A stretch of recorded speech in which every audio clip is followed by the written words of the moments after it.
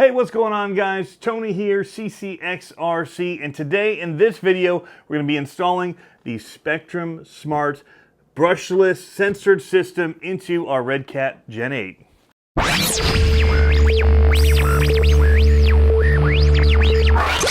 Alright guys, so here is why I chose this system. First of all, I already have it in my Vanquish VS410 Pro, so I know it works great. I had a Hobbywing Axe system before. I loved the power, it was smooth, and I have one of them that works great. It's my 1200 kV one. I'd bought another one and I'd put it into my SCX10 III. That one for some reason didn't do well. It was the bigger kV, bigger motor, lots of issues with it. But that's a whole different system, but this runs very similar to that in the power delivery, and Spektrum just came out with it. And so I did it in the VS410 Pro. It's been great. Decided that's what's going inside the Redcat Gen 8. This thing we've gone ahead and done a lot of upgrades to. We got a new bumper on it with a winch, new wheels, and we changed out all of the electronics in it right out of the box basically. Yeah, we did a couple run stock and then we just changed it. So we're running a creeper crawler motor in here with the quick run Hobbywing system. It runs great. But this is just so nice that we want to do the upgrade to it. So I was going to do the 2100 kV like I had done with the VS410 Pro, but I do have a trailer hitch on this one on the back. We tow a trailer with it, and you know what? I just decided I want to keep it slower. It's a bit of a heavy truck, and so I just want to have some of that like low-end power of a lower kV motor. So we decided to go with the 1400 kV system, and we're going to put that in. That made it a little bit more pricey if you want to go about it this way, because if you buy the combo like this one, there's actually savings in buying the combo. You can get this for about $230 from Horizon, or you can buy the ESC separate for $160 and the motor separate for $120. It's still more than a combo, so that's $280. But already had this one going, so I just added this to it. It's $120 for the motor. I'll use this motor in something else, buy another ESC, and it'll be basically like having bought one as a, never mind, you get it. But so yeah, we're not gonna let it go to waste. We'll get another 60 amp ESC ordered up. I'll have links to those in the description below if you want to see it. There are 3 different options, like I said, 1400 kV, 2100 kV, 2800 kV. And the bigger the number, the faster it goes, basically is how that is. So we're gonna put the 1400 kV in here. Let's get to it. All right, so first thing I have to do is we're gonna take off our body, which is Velcroed on here, and the Velcro is pretty good. Holds it together real nice. Then I've got an interior in here we're gonna have to get rid of. Luckily, they make it pretty easy with this 3D printed system, and just slide it forward and then it'll lift off. Gives you access to the battery tray as well. So very cool design here. And then these are screwed in and basically stay with it. So that gives us access in here to, looks like, probably be able to get our motor out and do what we need to in here. 7.5. Boom, that's easy. One screw, now we can get in here right to our motor plate.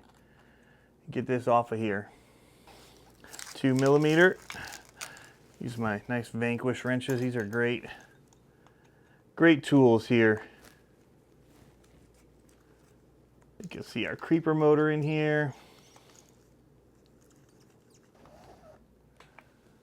It's going to hit our servo, and we have to take off our pinion because it's too big. See if that loosened it. Yep, there it is. That's all we needed.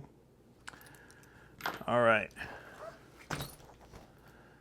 Come in from the bottom here. We'll just drop it out. All right, so this, there it goes. All right. And our ESC. Nice little wire routing area right through here with the battery tray.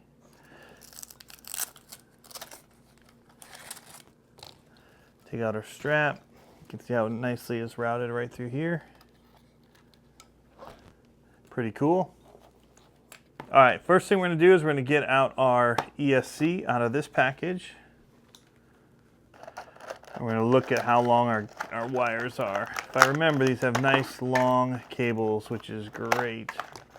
Here it is. You can see where your motor's wires plug in. You do want to do these color-coded as they are, A, B, and C. This is going to be your sensor wire attachment. And then you've got your fan cable. However, I actually don't recommend using the fan. It's very, very loud, and I don't think it's necessary for a crawler like this. So it's there if you want to use it, but you'll hear it. It's almost as loud as running like a revolver motor.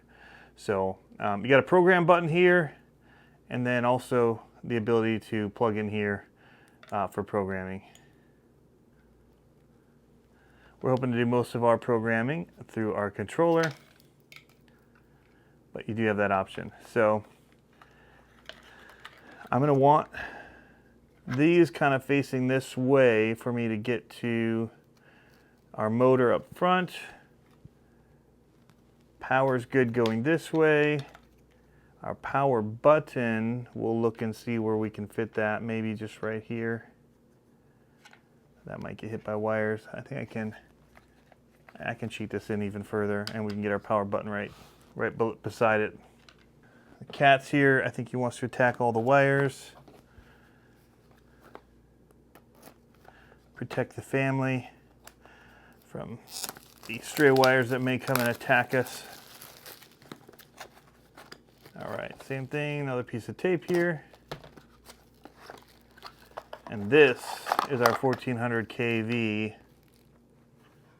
motor model. Go ahead and get this routed in here. If we can get it lined up. Yeah, let go of that. Nah, kitty. So we're kind of pulling on these wires because of this upper brace, but I think we'll be all right. I'm actually going to thread lock this one until we get a gear on here and get it all lined up right. So now we have our motor kind of mounted in there. We'll go ahead and get a pinion installed. We're just going to try and line it up here. That looks actually really good. And then tighten it down on the flat spot here. That looks good. And we're just going to have to set our gear mesh. Just going to use it in here to kind of leverage it up. That's too far. And we're just going to slowly try and press it into place. Just want a little bit of room for it to wiggle, but barely.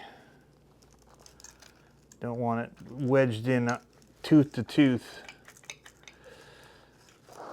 All right, so this is good. Now our wires are coming up through here. I'm gonna route those over. One of the things that I like to use is isopropyl alcohol.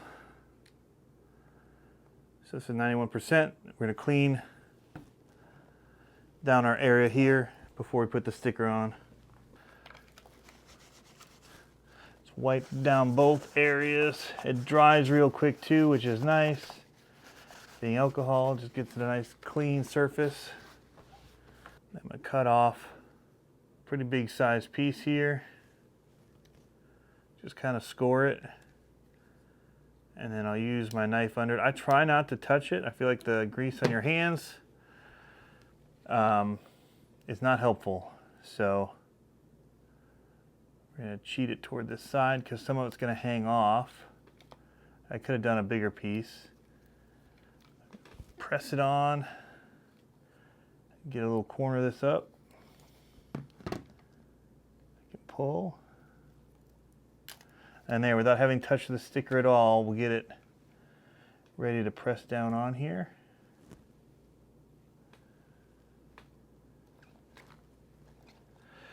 This wire is going to go underneath, and I should have routed that before. I stuck it down. And I'm going to pull all of this through because I can always make the loops that I like to do. Tool here, and then when we pull it tight, it'll be like a little spring. So push it all down, and then just kind of give it a tug on the, tighten it, and when you slide it off, got a little spring, and this will go into the throttle input. So I'm running an SR515 Spektrum over here, which is also smart. I'm going to take these wires now and go in here. They're color coded, which is nice. A is blue, the orange is C, and the middle one is yellow.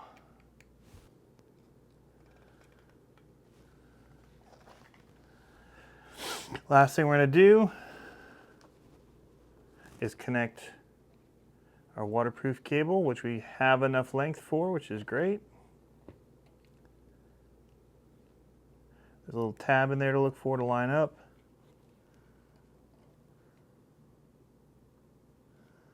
There's an arrow as well.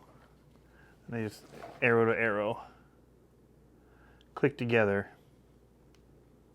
All right, now we're getting somewhere. Alrighty, I've gone ahead and added the cable ties to my wires here. Got them kind of cleaned up for now. Gonna go ahead and stick in our smart battery here. This 4,000 milliamp hour tucks real nicely in here, 3S. And it also is running the smaller IC3 connector, which is what I've already got on this setup, so we're good to go. So what we're gonna wanna do here is, I've already bound this because I've already been running this car, but I'm gonna go ahead and turn on my radio, like so.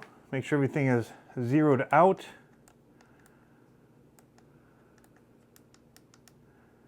Your steering, your throttles, all that kind of stuff, brakes. And I'm gonna use this to push the button in, but we want to basically wait till it flashes and then we're gonna release it. We're gonna go ahead and set the calibration of the radio. So hold it in, it starts flashing, and you can release it. So now, since we're already bound up, if you haven't bound already, make sure you've bound before you do this, and then just shut it back off and go to this part. So now what we're gonna do is put our radio into neutral, not holding anything here, it's beeping. It's hard to hear it. And we're gonna hit it one time while it's in neutral. It'll flash. Then we're gonna do full throttle, hit it, full brake, and it's flashing, beeping. Now it's happy, and it is gonna be calibrated to our radio. And then it basically resets itself. The radio resets itself as well. There we go. All right, so this is running the 1.09 firmware update. This is one of the very first smart controllers you could get. The Rugged came out before. It's an older, way older firmware on it. And so I just went ahead and updated it, which just requires a USB cable that goes into this little transmitter receiver type port, whatever those connectors are, goes right in there and allows you to get that all updated. Very easy to do. They've got videos on how to do it on the Spektrum website, and the program is there as well, or on Horizon. So you can get to it from the product page for the cable you need. I'll have that in the description below if you're not on the right firmware. Being on the right firmware gives you nice handy extras that you can see and you can monitor, like your battery life. You can see here we have full power. You can see more battery info, ESC info, and you can program these in here what you want to see. What's nice is as I give it power, You can see it changing RPMs, volts, output percentages, throttle percentage.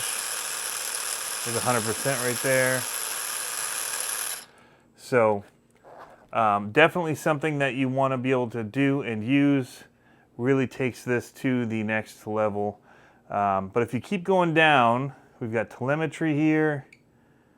And at the very bottom you have Firma programming. This is what is so cool about this. It says here, turn your steering right for 5 seconds. So it says plus 100%. Then it'll stop, says left steer, so negative 100%. So you're just turning left for 5. And now we're into the Firma programming. This has lots of features.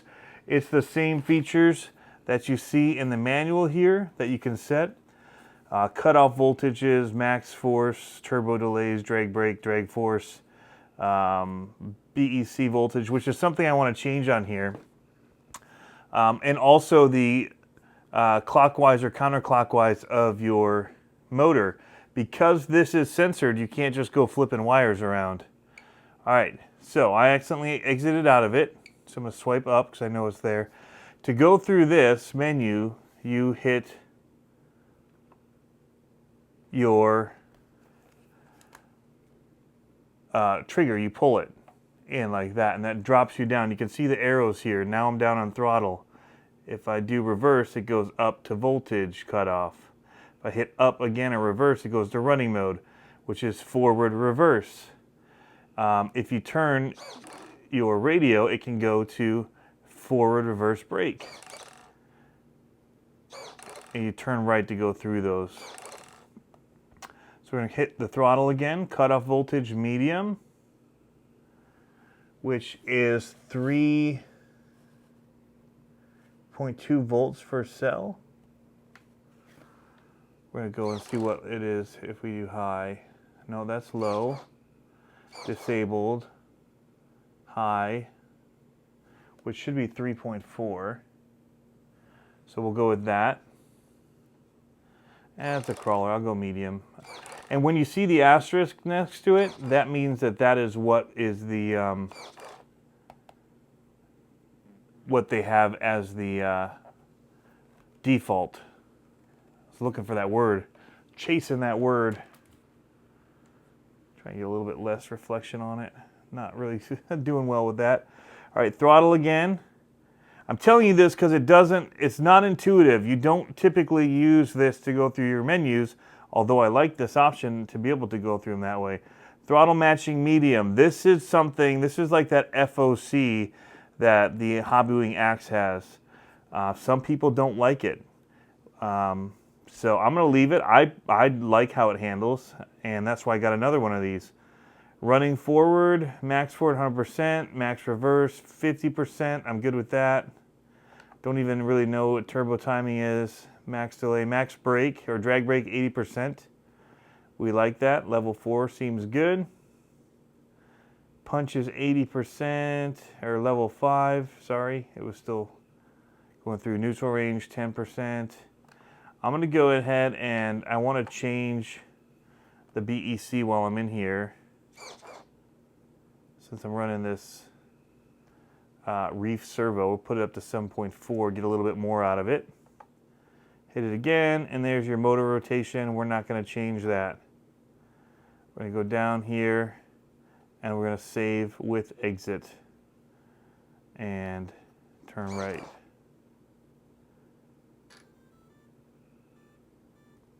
So we exited it, and now if we want to go back in, we have to do the right for 100% for 5 seconds left.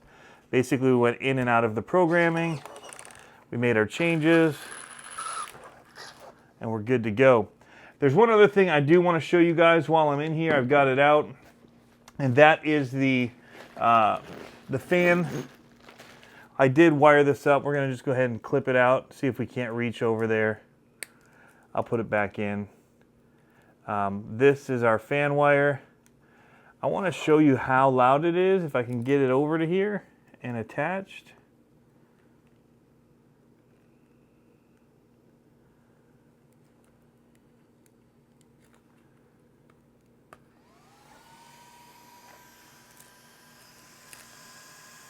It's pretty loud. Especially when you get a body on. Let me get the mic in a little closer.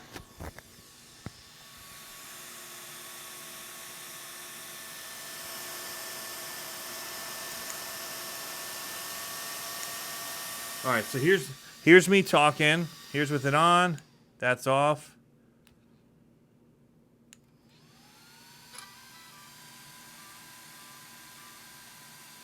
It's pretty loud, and it just kicked up. You can really hear it now.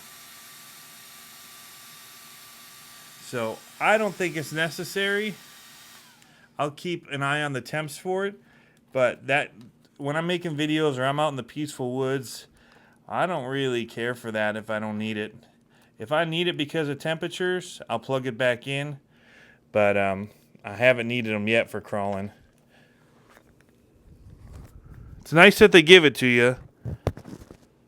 Nice that they're thinking about you, but nah, we'll take it out.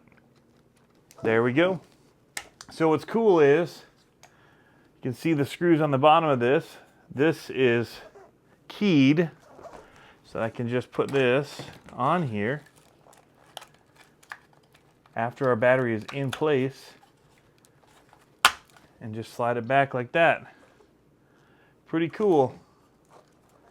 Well designed. If you got a Gen 8, you should look this up. I got it from RC Voodoo. It also has a little back seat here. I didn't bother putting it in because of the battery getting to it, and I didn't realize about this at the beginning. I still have the back seat. In fact, it's back here in the office. I have it with me still. I guess I could glue it in place or whatever. But it just tucks in here like that, and then you get a back seat if you want it, which you could totally do now that I've got everything else working. I could just double side tape that or however I want to put it in place.